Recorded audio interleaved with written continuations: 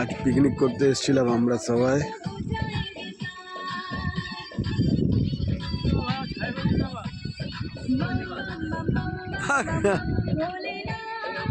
দেখছেন দৃশ্য,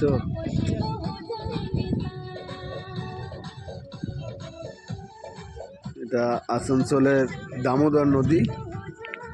আমরা এখানে আসি মাঝে মধ্যে পিকনিক করতে।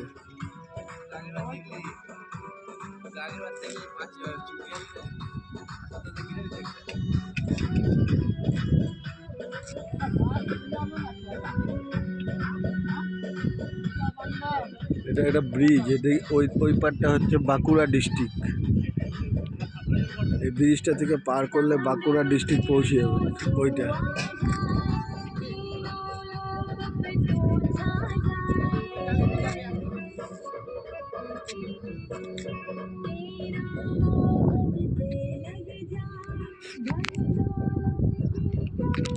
টাটা।